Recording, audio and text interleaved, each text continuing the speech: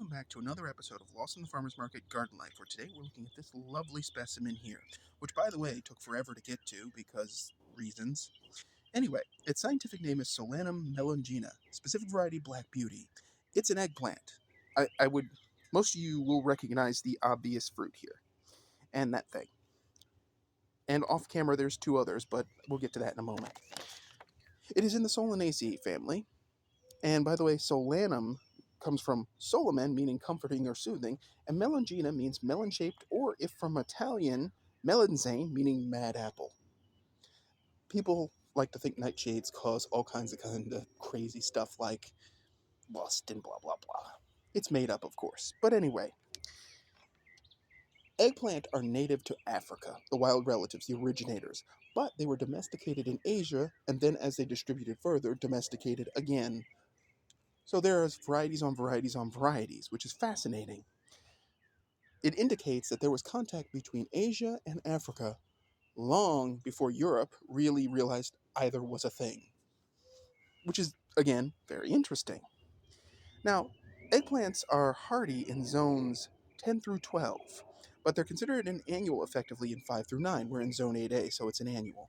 If I brought it in for the winter, though not in this gigantic 30-gallon tree pot, it might survive indoors for the winter, and then I might have twice the eggplant next year. Maybe.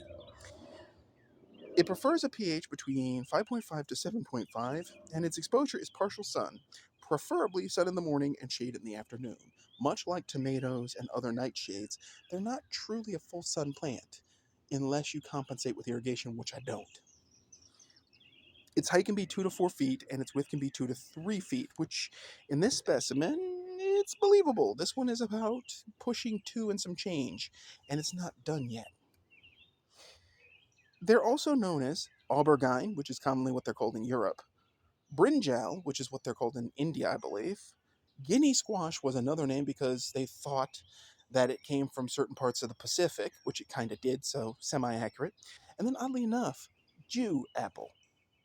Now, I don't know if YouTube's going to hit me for that, but that's actually one of the common names, and it comes from the belief that Jewish folks brought them over from other places.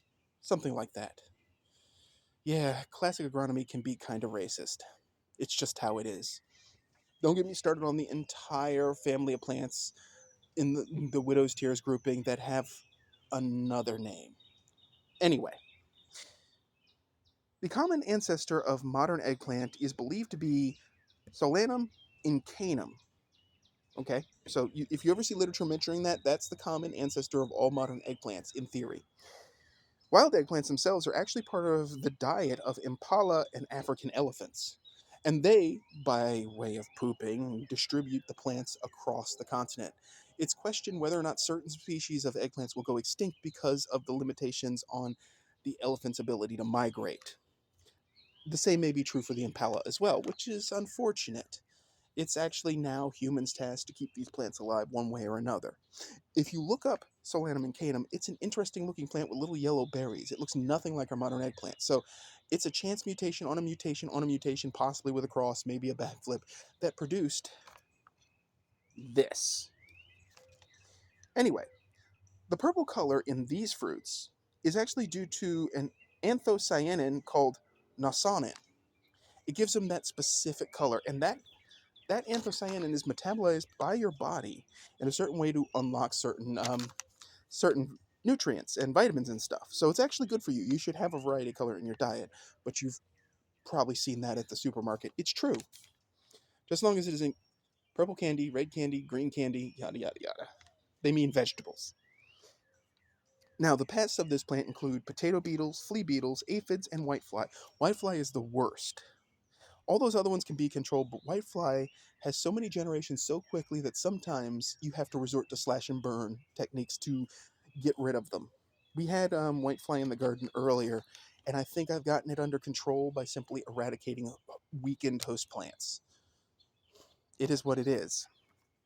Now, anyway, nutrition of the eggplants. Now, this is per 100 grams or 3.5 ounces. 5.88 grams of carbs, 0.18 grams of fat, 0.98 grams of protein, 2.2 milligrams of vitamin C, 9 milligrams of calcium, 14 milligrams of magnesium, 24 milligrams of phosphorus, 229 milligrams of potassium. Eat it, bananas. Eggplant's got your back, boy. Anyway, oh, and interestingly enough, in that serving, there is 92 grams of water. So they're really wet. Yeah, I mean, technically, if you eat enough vegetables, you really shouldn't have to drink 8 glasses of water a day or whatever that nonsense is now. And additionally, in Old Latin, names for this plant, Melongena ovata, Solanum album, Solanum insanum, which is a synonym for the current name, Solanum longum, Solanum melocarpum, and just Prachi. No Solanum in front. So, that's the basics of eggplant. Now, we're going to move the camera a little bit. We're going to get it nice and close. Look at those eggplants. And while we're at it, that's what the flower looks like. It's purple. And this one is doing really well. But not so much this branch. I'm going to snap the fruits off and hope for the best, but this one kind of broke. I braced it and it perked up for a little while, and not so much. But anyway, so that summarizes eggplants. And now you know, and knowing's half the battle. Now, if you've ever grown eggplants and you have any thoughts, because I know there's a lot of varieties out there, like Louisiana long green and Easter eggplant and Cloud 9 and all that. If you've ever grown eggplants and you have any thoughts, go ahead and put them in the comments section. Now, for me, I treat them exactly like a tomato, so I give them the same fertilizer and the same kind of irrigation, and I get results like this because all nightshades seem to like the same thing. The only difference is I don't pelt them with nitrogen. I try not to do that because it'll produce leaves and not fruits, and I want an equal distribution of all of that. So, with that said, the forage blog is still on hiatus. Will be till till next year. If you like this video, please hit like. If you haven't already, please hit subscribe. And as always, folks, keep them growing, and thanks for watching.